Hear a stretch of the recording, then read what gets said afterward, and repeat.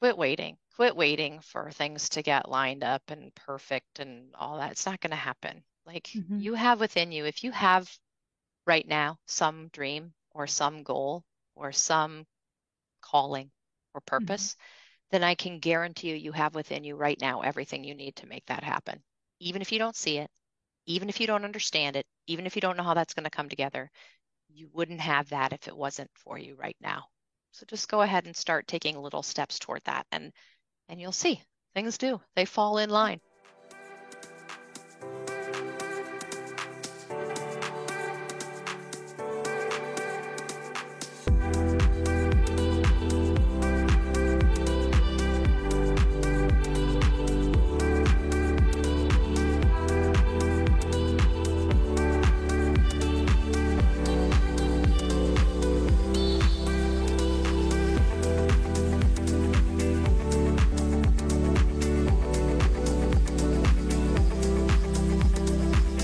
Welcome to the Good Enough Mompreneur podcast, where we focus on all things motherhood and business. I'm your host, Angela Mischuli, and welcome to the first podcast interview of season 3. And I think today's guest is such a fitting person to help us set the tone for an inspiring year where we reach for new heights. I have the privilege of hosting the extraordinary guest Megan Gluth-Bohan, an award-winning entrepreneur, CEO and owner of Try International Inc. and the owner of ChemBlend of America.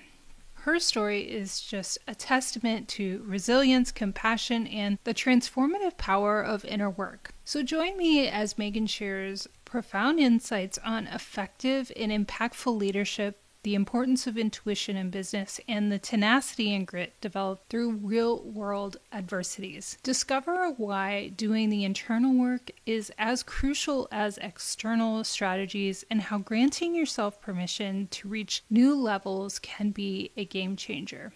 Megan also delves into the significance of coaching and mentorship in her success story, offering invaluable lessons for aspiring entrepreneurs. Additionally, she shares her wisdom on nurturing relationships and setting boundaries, providing a holistic perspective on achieving success both personally and professionally. And that holistic view is something we absolutely focus on here on the podcast. So get ready for an episode filled with inspiration, empowerment, and actionable advice. And without further ado, let's jump into this transformative conversation with the incredible Megan Gluth-Bohan. I am so honored to have Megan Gluth-Bohan on the podcast today. I've been looking forward to this conversation so much. So you're an award-winning entrepreneur, a CEO and owner of TR International, and the owner of ChemBlend of America. So you have such an accomplished career. I mean, you've been, one entrepreneur of the year. Your company has just received so many accolades. So welcome and thank you for your time and connecting with us today. Absolutely. Thanks so much, Angela. Thank you. So why don't you set the stage for us? Because I know you have you've shown a lot of resilience. You haven't had a straight path. You haven't had um everything set out for you. You've had a lot of adversity along the way. So, can you give us a little background on how you became how you started to do what you do today? Sure, sure. That's probably like 16 hours of I know, podcasts, and I'm right? going to do I'm going to We're do my here very for it. best. I'm going to do my best to condense this, and then I welcome questions. I always start my story where I started, which is that I grew up in the Midwest in a small town in Iowa, which is an excellent place to be from. And my story starts like a lot of people's story does, which is to say, it starts from a place of lack. It starts from a place Yeah. of poverty, of some adverse childhood experiences, of sort of what I call the underbelly of some of the human experience. So as a child in that, there was a lot that I learned from that, good and bad. Honestly, I saw lots of examples of resiliency in my life, and I saw lots of examples of whatever the opposite of resiliency is.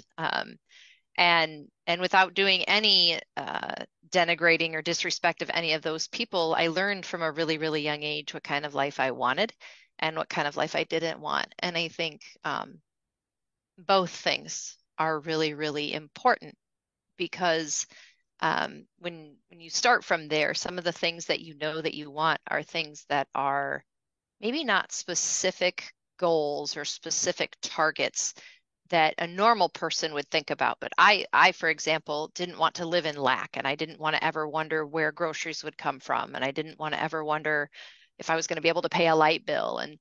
And I always think that's sort of important because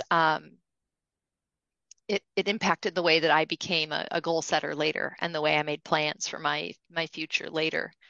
But I grew up in this situation and I knew that I wanted more for my life and I knew that I wanted different things. And so I ended up going to college and I got into college and all was well for a very short period of time before I sort of ruined the experience and ended up getting kicked out of college. And the reason I got kicked out of college in total summation was substance abuse, drinking, partying, prioritizing what I now know to be really inappropriate and immature coping mechanisms over my academics and the way that I showed up for that experience. What followed was a period of time where I had to prove to a different university that I could be taken back seriously again into an academic structure. I went to a community college. I worked a lot. I did what I needed to do to sort of rebuild myself and become an adult, become a grown-up. That does not mean that I ceased the use of substances. It does not mean that I began to cope with the experiences of my childhood. It does not mean any of that, but it does mean that I sort of began to figure out what direction I wanted to steer myself in, which was, again, this underlying thought of anything but that. And what's interesting about this, and you'll hear it in the story, is that at first it starts off as anything but that, those other people. And then at some point you have to arrive at the fact that you are embodying the very things that you don't want to be and the very things that you don't want to be around. So that comes out later too. But I eventually got accepted to a different college. I eventually graduated from that college, and it took me 7 years from start to finish to complete that process. And then I got accepted to law school because I had a degree in history and I didn't want to teach, so I took the LSATs. I mean, that's total honest answer of how I ended up there. And just a short time before law school was going to start, I learned that I didn't have the financial aid package to sustain that and make that happen. And I had no one in my family that was going to be able to help me out. And so a friend of mine's dad co-signed on my law school loans. And in so doing, completely changed the course of my life. And my life today is in part a testament to him and several other people like him. But he's one of those people that I just won't ever forget that did that for me. And I wouldn't have done that for me based on the state of who I was at that time. I wouldn't, if you brought me then to me now and said co-sign for this girl, I'm not sure I would do it. Like, but he did. Exactly. But it worked out and it was amazing. And while I was in law school, my first wife at the time was diagnosed with ovarian cancer. And so I'm a full-time law student. I'm trying to work. I'm trying to do all of this. And I'm also trying to make sure I make it to every single doctor's appointment and every chemo treatment and all of this kind of stuff. And it was hard. It was some of the hardest, most grinding years of my entire life. And I graduated law school and somehow took and passed the bar exam. And she passed away a couple months after I achieved that. And I did not handle that well. I think that's the best way I could say. Again, we return to this theme of sort of these inappropriate coping mechanisms, these inappropriate or immature aversions to emotion and to just sitting and being present in what is. I couldn't do any of that. So I made one really great decision during that time, which was to move out to the West Coast. I needed to change of scenery, and that ended up being part of the upswing of the trajectory of my life for sure. Because I found out here nature and recreation and restoration, and that was really, really important for me to do. Mm-hmm. But I still needed to work on being more true to myself and becoming who I knew I could be. Mm-hmm. And the way that worked is that a few years after I moved out here, I met someone else, and she's amazing. I'm married to her today. We have two amazing daughters.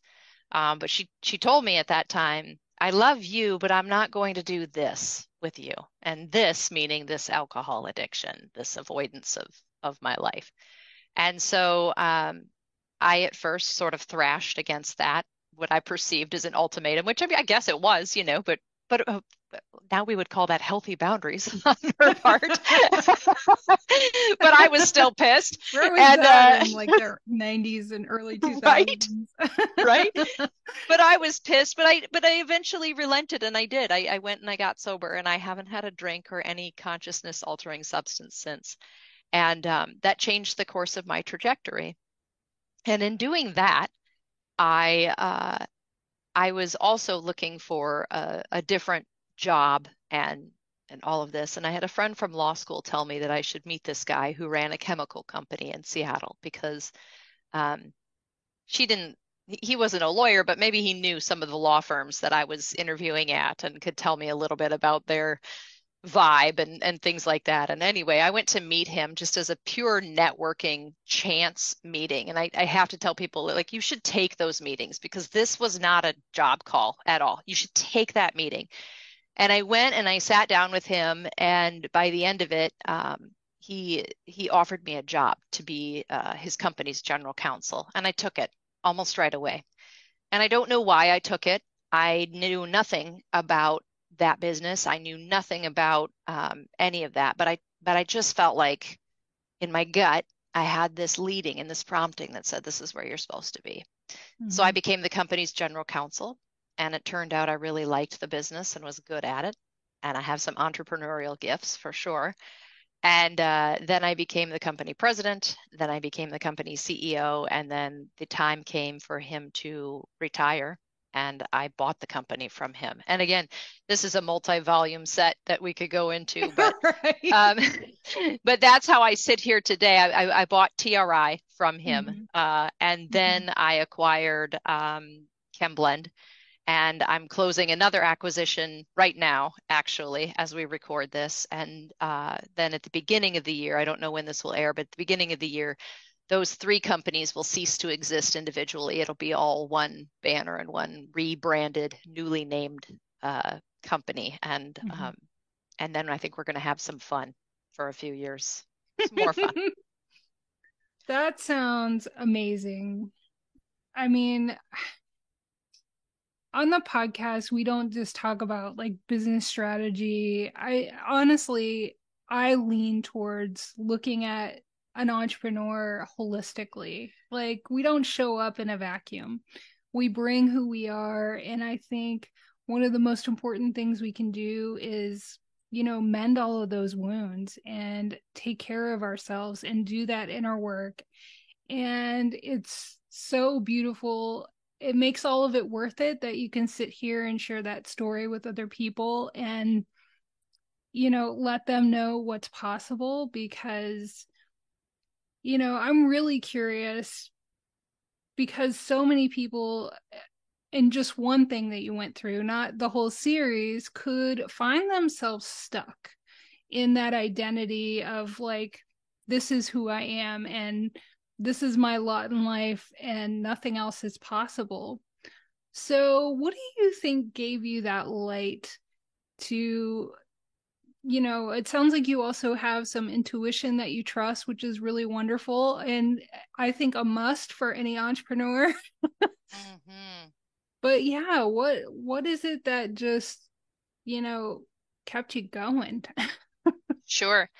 I think that the myth of really successful entrepreneurs is that we have this coldness and that we are closed off and that we are aloof and that we get focused on our goals and we do nothing else and we train for the fight and we win the fight and whatever. And certainly there's so much of that. There really is. But the other side, the sort of untold, hidden side of that, is that I think most of us, if we're honest and if we have the words for it, are really deeply what I'm going to call spiritually connected people. And I Mm-hmm. want to be really clear and inclusive in that language, that when I say spiritually connected, I don't mean that a person must be religious, or Yeah. I'm not saying that. Mm-hmm. I'm not even saying that they have to believe in a God. I mean that there is like this energy in the universe, however Mm-hmm. you conceive of that. Mm-hmm. And I think to be a really effective entrepreneur, you have to plug yourself into that, Mm-hmm. or be aware of the fact that you're already plugged into it. And so when you say, what's the light that got me forward? That's it. That is the thing that kept pulling me and drawing me and bringing me to the next place.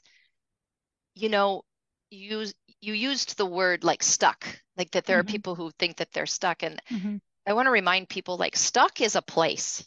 It really is. It's okay to say I'm Mm-hmm. stuck. I'm in this spot. The Mm-hmm. the danger is when we don't know that's a place, and so then we think we can't leave it. And I think that that subtle shift of the mind is really, really important. If stuck is a place, then you are free to leave. Mm-hmm. And I think as soon as I sort of had those nudges, and that I do have an intuition. I've had it since I was a very small child, and Mm-hmm. I'm aware of this light. I'm aware of this presence. I'm aware of this, whatever it is. I'm aware of it. And I feel it pull me forward, and I feel it do those things. And then I follow it. Mm-hmm. And all the successful entrepreneurs that I've seen do that. We Mm-hmm. all describe it maybe differently, but we all do that. Because Mm-hmm. at the end of the day, to be an entrepreneur, to be successful, means that you will be alone in rooms very frequently. And even if there are other people in rooms, you will be alone in that room. And you will be the person that has to make a decision about you or your business or something like that. And there's nobody else that can do that for you. And Mm-hmm. if you're really, really good and you're really, really keyed in, you can realize that you have access to something. And Mm-hmm. so I would say that my access to that has been what has ultimately saved my bacon Yeah. as an entrepreneur and as a person, which is the Yeah. same thing. Mm-hmm.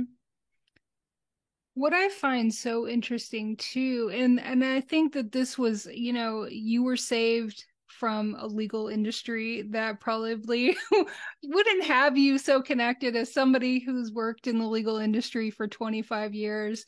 Um, be grateful for Yes. that meeting. Yep. um, so, but for me, I in the legal industry before I was an entrepreneur, I had this kind of male energy uh, style of leadership modeled for me. And Mm, that didn't feel intuitive to me. So, therefore, I didn't think leadership or entrepreneurship was for me. mm, So, I find it like really interesting. And I love that you're an example because I think women don't necessarily find that authentic. I think we're more predisposed to be intuitive, to be empathetic, and to. So, can you talk about how those qualities that you bring to leadership and business, how does that make you stronger? Because there are so many people that feel like that's just not me, that male aggressive kind of leader, and so therefore I'm not going to start that business, or I'm success isn't for me. mhm, mhm. I think first of all that the ultimate strength for uh, any person in business, and you're right, I think in my experience too, in my observation, women have an easier time accessing that. Although I've never been a man, so it is possible that they're accessing it very easily too. Yeah, I And mean, maybe I'm they don't going, yeah. maybe they don't feel like they get to say it. And, Hmm. and that could be Yeah. there too. And I want to honor that as well. Yeah. But I will say that for some reason we have this ability to access Hmm. that. And Hmm. I do think that if you have that, it is literally your greatest strength. I can walk into rooms and know what's going on in there without anybody saying anything. And there's just a gift in that. And there is an edge, and there is a real gift I guess, to who I am and what I do in being able Mm-hmm. to do that. I also think that being intuitive and being in touch with that stuff allows you to connect with people. And I don't care what your business is, people want to connect in Mm-hmm. business. They want to do business with people they like. They want Mm-hmm. to to form mutually satisfying connections. And then that way too, when things are getting hard in business, which they always do, then it's easier to have conversations. And so I think it's really, really important to Mm-hmm. say that this is the ultimate strength. It's the ultimate gift. We should be, if you're a woman sitting at home right now going, I don't know if I want to do that because I don't have that aggressive, however you want to describe it.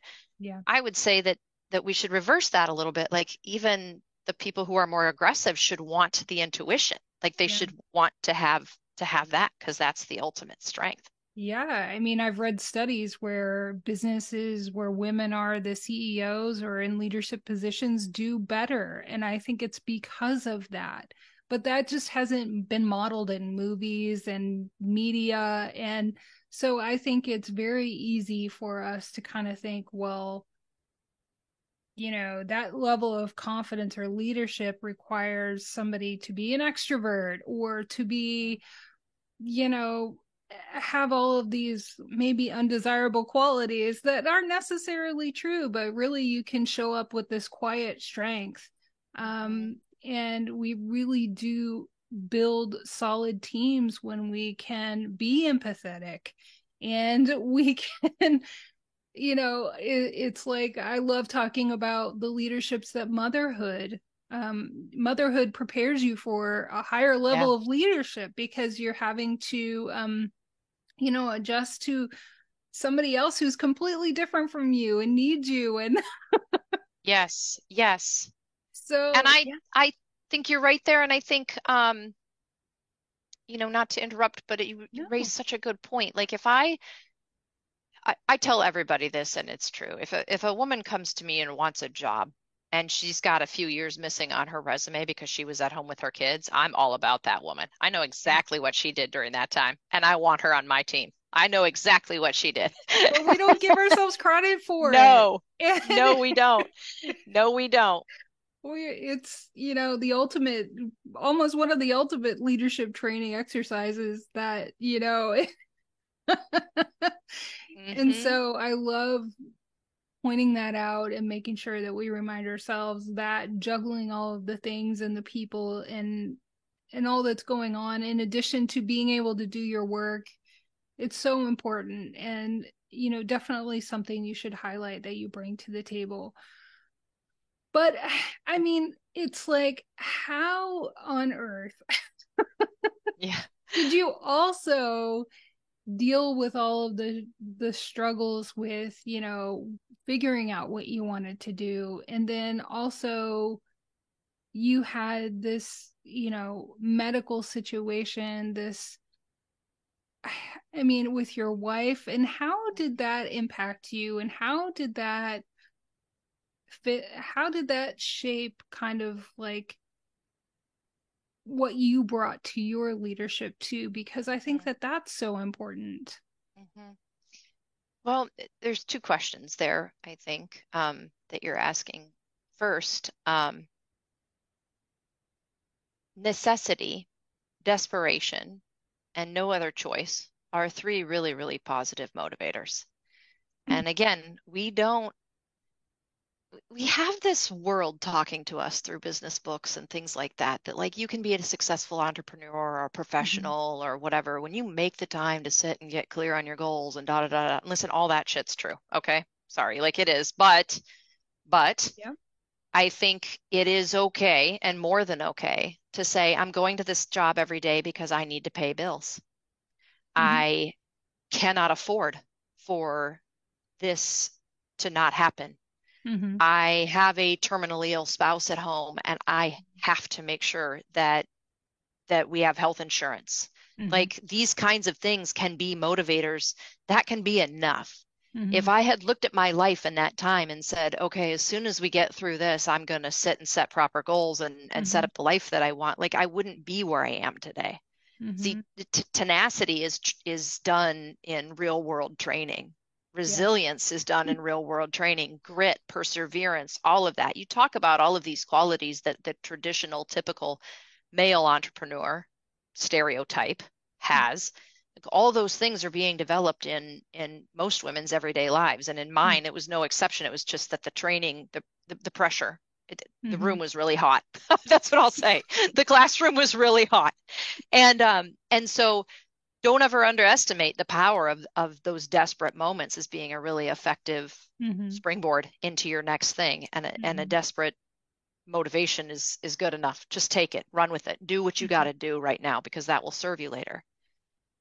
Then you ask, what does that experience do to me? And I've alluded to the positive. I mean, obviously, I became really good at multitasking. I became really, really good at prioritizing. I became very good at being resilient and tenacious and Mm-hmm. and having grit and all of that.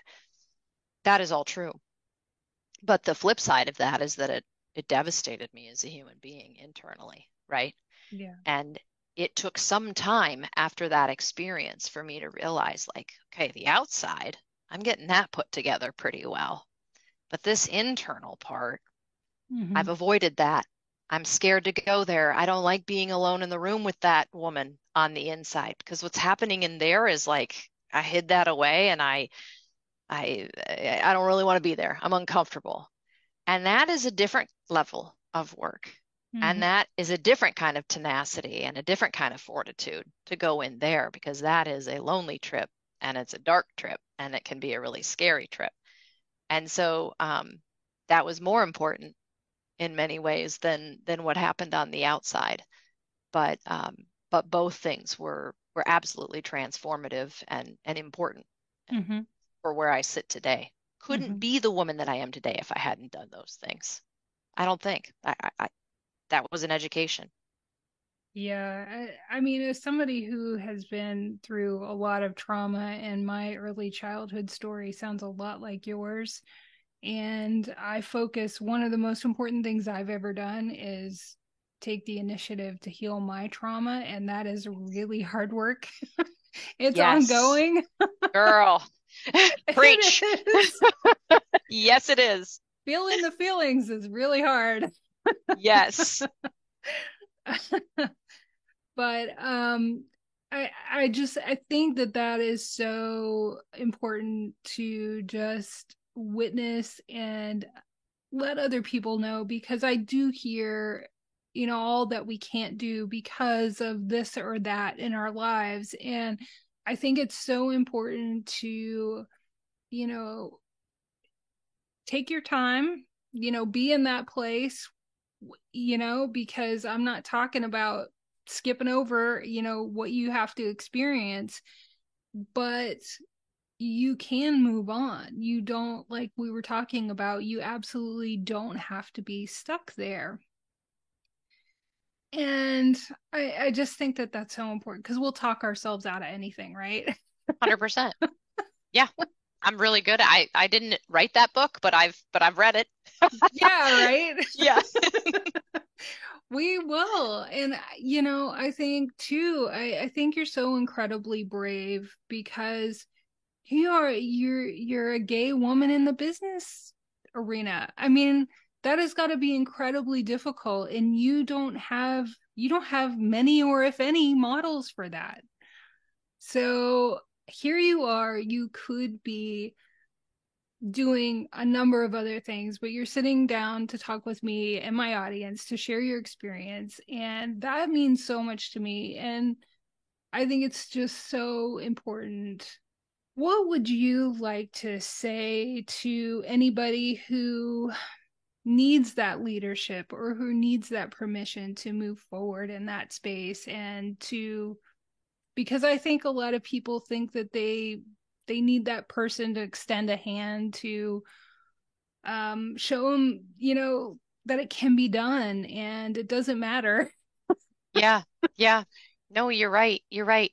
Listen, I think the first thing, I really sense that stuck place or that ashamed place or that bogged down place, whatever it is. I can feel that in other people. Mm-hmm. I've been there many times. You know what I mean? I'm not sure it's a place you leave once and then you never go back. Yeah. Um, and so I'm always, I have just a heart in this life for people Hmm. in exactly that spot. Sounds like you Hmm. do too. Yeah. And what I would say, and this has been the work of my life, I don't have this figured out every day either, but one of the most important things that I am learning, I am in Hmm. progress of learning always, every day, is Yeah. that you don't need anybody else to know that you're leaving that spot, to believe that you can leave that spot, to give you permission to leave that spot, to approve of you leaving that spot. F them all is literally like it is my first piece of advice. And I don't know if you got a bleeper, so I won't curse on your podcast, but but I really think that especially if you come from a trauma background, if you come from and that can be childhood trauma, that can just be you know it can be something that's just hurt you really Hmm. and is on you. The belief that we need somebody to tell us we can, or the belief that we need someone's permission or approval or whatever is such bullshit. And I feel like it comes hand in hand with the trauma itself. Hmm. So Yeah. very often too, it comes from the people and the voices that traumatized us, which is Right. just as much devastating, whether those are humans or whether those are Hmm. systems or whatever it is that's gotten under your will there. I do Hmm. think that. But I would say if you're listening to this podcast right now and even if it's just a tiny little glimmer in you, that you have something more coming for you, then that's all that matters. Yeah. And whatever you do, don't forget that this place that you're in is a place. And that means you can leave it. Hmm. You're not forced here against your will. There is no such thing, Hmm. especially when it comes to your mindset, when it comes to your belief in yourself, and even teeny tiny little shreds of belief and glimmers of hope. Like that's enough. That's enough to get you forward. I have this sort of life motto, that I use when I'm speaking to people and when I'm doing this work. I always say where you are is the perfect place to start. It's perfect. It's an absolutely perfect spot Right. because it's where you are. Hmm. And when you arrive with you and you're there, then you're going to be able to move yourself out of that, even if it's just a teeny tiny little bit at first. That's okay. Yeah. Nobody goes, like my story isn't a story. I've told it, 1,000 times and I just did it in 7 minutes. But like, don't think for a minute it was a 7-minute journey from point A to point B where I sit today. Hmm. Nor will it be a quick little view from where I sit today to where I'm going in 10 years. Like that's all going to be fraught with all sorts of crap. Hmm. You're not immune from that. I'm not immune from that. And the people listening to that need to understand there's no sentence in that. So Hmm. if you're in that spot and you feel just hopeless or worthless or stuck or ashamed or whatever, that's okay. Just own that. Own that. And know that nobody needs to co-sign on this. It's yours. You get to move yourself forward. No, 100%. And I think too, as women, we are so conditioned to be people pleasing, especially when you come from the South, like I did. It is strong. Yes. And, as mothers, we always put ourselves last, not in the Yeah. middle, not, it is dead last. And so I think we really have to consciously combat that conditioning. And if you're feeling like you're serving with an empty cup, it's time to put yourself forward and whatever first and, start doing those things that you're called to do. So, how is it that you have, taken care of yourself? What are things that you do on a daily basis to keep you in this good place? Because it is so easy to go backwards. It is. It is. Yeah, for me, the first step to taking care of myself was to get sober. And Hmm. I am super honest and open about that because I know that right now there are people listening to this podcast who need to hear that. I don't judge you one bit. Um, if you know that you need to do that, then you probably need to do that and you should give yourself that gift. I struggled for the first year or so. I wondered how I was going to go to weddings sober, how I was going to go camping sober, how I was going to do anything like that.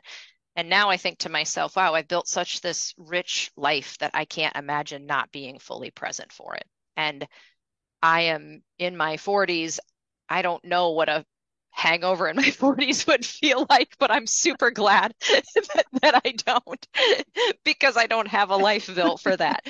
So that was the first thing I did, and I like I said, I'm super honest about that because I think if that's an area where people struggle, then I think that's the first thing you have to attack because nothing comes after that, or nothing comes until after that, really. Um, the next thing that I would say is that I am so mindful, and this is something that I'm kind of working on right now, this concept of being back into my body and my body as a part of me and a body as this is the vehicle that moves this being around the earth to do the work that I'm here to do. And so I have to take care of it. And I think that if we think about it that way, then it's not just about um, eating right and exercising because somebody told us to do it. I do that because I can sense in my body when I'm taking care of it and when I'm strengthening it and when I'm giving it what it needs to do, what it needs to do. Mm-hmm. And so I'm super disciplined about doing that. Not because somebody told me on an app I have to click every day that I've done this, but because for me, it feels like that's how I care for myself. I feel Mm-hmm. better when I eat better. I feel better when I get exercise. I'm a person that needs exercise every day. I just do. I feel better when that happens versus when I Mm-hmm. don't. The other thing that I am really just blessed to have learned and I continue to work on and it'll be a lifelong study is that of meditation. I know people talk about that all the time, and I know that it gets tired and exhausting. Um, but to become a person who all of a sudden knows that you are not your thoughts, you are the observer of your thoughts, you can move yourself into that, is life changing. It's absolutely life changing. Because when you can get yourself in that position, you start to realize that how much of the thoughts you have that, first of all, don't belong to you. They have no business. They do not serve you. They are not good for your entrepreneurial skills. They are not good for you as a mother. They are not good for you as a spouse. Whatever you are in the world, whatever your role is, those thoughts are not always your friend. And when you can begin to be an observer of them instead of attaching and being connected to every single one of them as though it's truth, I think that's Mm. just it's the next level. It really, really is. Yeah. And then finally, I will say I'm a person who resources myself with help. I think that I can't say enough good things about therapy. I can't say enough good things about coaching, whatever it is that you do in your life to have somebody who's trusted and doesn't have necessarily skin in your game, Mm-hmm. um, meaning all they want is for your best day. You know what I mean? Your best self, like whatever that is. You find that person and you get that person on your team, uh, your life will also level up. And I think that's very, very important to be honest about doing that too. Mm-hmm.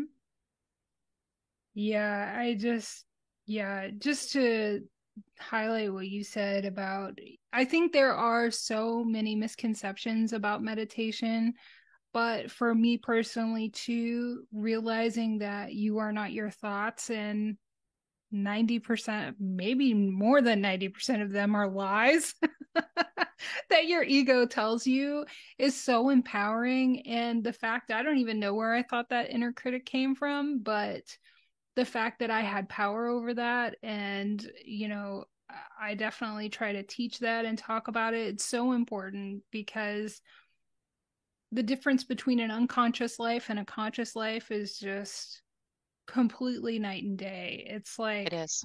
suddenly becoming the driver in the driver's seat of your life. Yes. And then two, yeah, I mean, I don't know what this phenomenon is, that maybe it's the proliferation of information on social media or what, but we think we can do it all ourselves. And I think too, as mothers, we tend to think that, and we try to do everything for everybody else, but I cannot second what you said enough, that getting, I don't know if we think too that it's not possible that somebody could be so invested in our well-being or our success, but it's absolutely true. There are people that exist that do care about your success and want to help you propel your life and your business and your goals forward, as much as you do. So I think that is Absolutely, 100%. I agree with that for sure. So I would love to hear about how you kind of think too. How has entrepreneurship kind of shaped you as a mother and as a spouse? Because I think I hear this recurring myth that I can't be a good mom and an entrepreneur, and I somehow have to make a trade off. Mm-hmm. Mm-hmm. My relationships in my life and Yeah. Well, I think, okay, so I struggle with this every day. And I am, first of all, honest about that because I think anybody who gets on your podcast and says they have it all figured out, like that's a red flag for me. Like, right. um, so I think the first thing I am doing right now, this is what's working for me in the moment. Okay. Mhm. And in 2 months, maybe it'll be different. But I'm trying to break down my self on a day by day basis and say, okay, today this is the time I have available to do this, and this is the time I have available to do this. And so then while I'm doing that, can I make those moments as rich as humanly possible? I do run a super large company with global business. I travel a lot. I'm gone a lot. So on a given Tuesday, when I'm on an airplane in a foreign country and I'm not going to see my kids for 4 more days, I need to look at it and say, where am I today? Where are my feet today? And can I do the very best that I can do being a businesswoman in this spot today? Because this is what the role is in front of me today.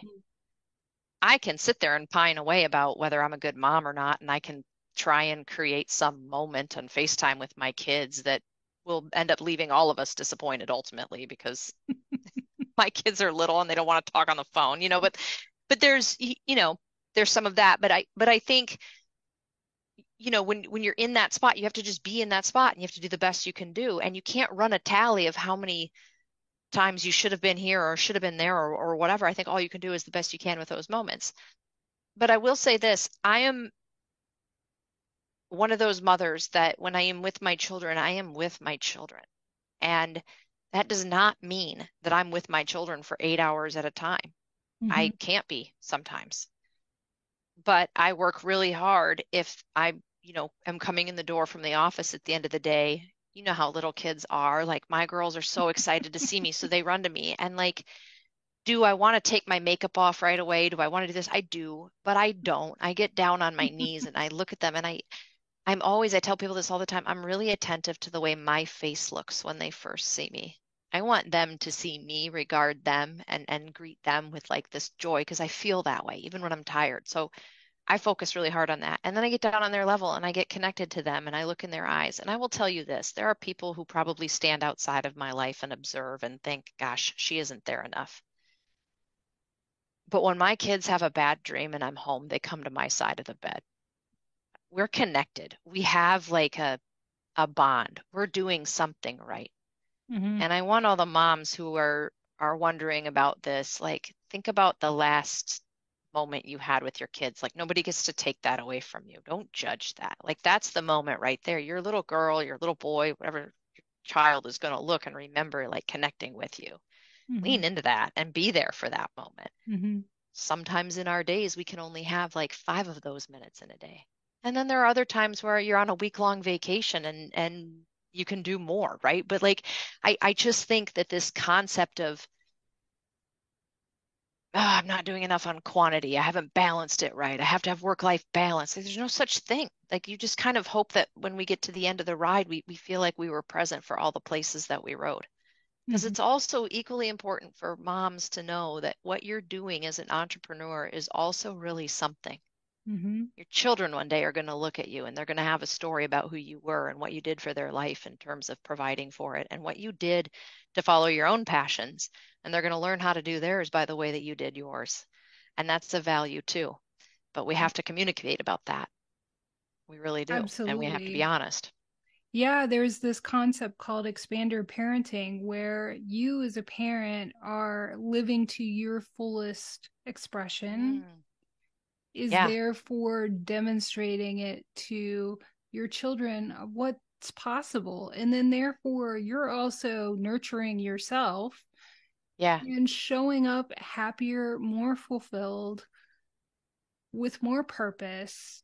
Yes. And you know, and I try to highlight that because we're so often, you know, I'll wait until my kids go to college to write the book. I'll, Yeah. you know, Yeah. I'll do when the kids grow up, then I'll, in you just don't have to do that. I think it's all about what you prioritize and like you said, maximizing the time in the moment that you do have. Right. Because even if you were a stay-at-home mom, your kids are not going to want you to be in Yes. their business 24 hours a day, and that grows as they get older. Yes, I'm sure. So mine are 4 and 6 years old. So right now I'm Yeah. pretty cool most of the time. But even they are starting to develop these moments where they're like, I just want to color. Can you let me be? You know? Yes. And then, and then it becomes, Mom, you're so, oh, Yeah. Yeah. I'm like, you're right, I am. It's true. It's true. I Yeah. think it's really important too, though, to look at this. I think that one of the things we don't talk about enough with women in business is that it matters too how our partnerships are at home. We spend so much time tending to how things are going in the business, but Hmm. I tell younger women that I mentor that I have not married yet, you need to be very intentional about who you choose as a partner. You need to be honest about who you are and your level of being driven, and so Yeah. that this person has agency and choice in who Right. they're linking up with too. But also, my wife and I now, I consider her, she is my primary life's like business partner. You know what I mean? Yeah. I can't do me if she's not able to do her. And so we have a very strong desire to have both of us be nourished and enriched, first of all, as human beings individually. Hmm. And then we do place a high priority on the care and maintenance of the relationship between us. But even that fails if we're not both fully self-actualized, I guess. Yeah. So she understands me. I'm a person that does need to create and I do need to be in my business and I do need to be doing Right. that. And if I'm not doing that, then we're going to have a terrible marriage because I'm not going to be fulfilled. And the same is true for her. I have to allow the things that she Yeah. needs to happen too, and I have to make that happen. Yeah. And if that means that you as a mom entrepreneur, you can't cover them while they're off doing their thing, then you need to invest in that nanny or Hmm. you need to do what that takes because your kids are going to watch that too. And I think all of it can happen and I think all of it can have time. The one area where I probably give something up, and that's okay, is that if you're not my spouse or my children or intimately related in my business in this season of my life, we probably don't hang out much. Yep. There is a Yeah. such thing as a sacrifice there too, right? I just, Yeah. that's where I'm at. That's my season of life.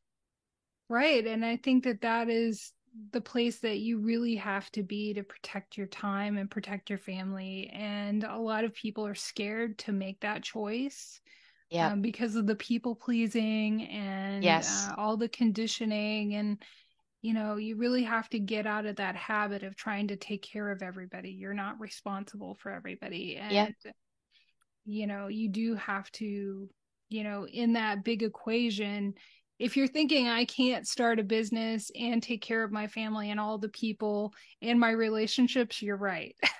That's right. That's right. I had a really good mentor though once tell me, she said, "Oh, we said to it was like a brother-in-law or something like that." Hmm. Um, and she said, "Well, we just told him, yeah, I'm sorry, we dropped off the face of the earth for 3 years, but it was at a period of our lives where that's where we needed to do. We just needed to Yeah. circle in tight around our nuclear Yeah. family and these enterprises we were doing." And she's like, and then we came out of that later and we told them. And I was like, wow, that's really like at the time I was like, that's harsh. But I was like, no, like now I look at that and I go, you were just zone focused on what you had bandwidth for in that moment. Good Yeah. for you, you know? Yeah. I read the quote once that you don't owe anybody anything. And it really just stopped me in my tracks. And we subconsciously just co sign all of these obligations all of the time, and we don't stop and think about it. So when we started getting really serious about what we put our energy and time into, another life changer, another game changer. I mean, Yeah. It's Yep. so important. You've shared so much, so much of your heart and your story. And I mean, I appreciate your time so much. But if there was one thing that you want to resonate with somebody who listened to this conversation and kind of take away with one or a few ideas, what would that be? I would just say that now is a good time. There's somebody that needs to hear that. Like, quit waiting. Quit waiting for things to get lined up and perfect and all that. It's not going to happen. Like, Mm-hmm. you have within you, if you have right now some dream or some goal or some calling or Mm-hmm. purpose, then I can guarantee you, you have within you right now everything you need to make that happen. Even if you don't see it, even if you don't understand it, even if you don't know how that's going to come together, you wouldn't have that if it wasn't for you right now. So just go ahead and start taking little steps toward that, and you'll see things do. They fall in line. I think the magic happens when we start listening to our intuition. Yes, absolutely. Like I Absolutely. started this podcast, I'm like, I don't know what the hell I'm doing, but I'm supposed to do it. And here we are. Yes. Yes, exactly. Almost 100 interviews later, almost season 3. I mean, it's crazy. So yeah, Amazing. definitely follow your intuition. It's been Yes. wonderful talking to you. I could talk to you forever. Where can listeners connect with you, be in your orbit? Yes, yes. I have a personal website. It's www.megangluthbohan.com. And I think I'm sure you have show notes or something like that. It Yes, would be yes, there. I'll leave links. Um, Yeah. Go ahead and come there, and Yeah. I invite you to reach out and connect. Awesome. That's wonderful. Thank you so much for taking the time to talk to me and the audience today. I love it so much. Thank you.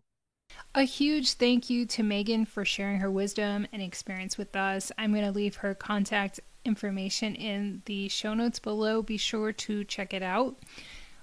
I hope you're leaving this episode with a renewed sense of empowerment, insight into intuitive leadership, and a deeper understanding of the importance of doing the internal work.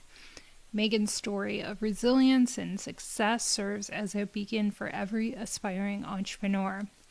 If you found value in today's conversation, don't forget to subscribe, rate, and leave a review. Share the episode with fellow mompreneurs, leaders, and anyone on their journey to success. Stay tuned for more empowering conversations on the Good Enough Mompreneur podcast. And until next time, keep thriving, keep believing, and keep being the amazing mompreneur that you are.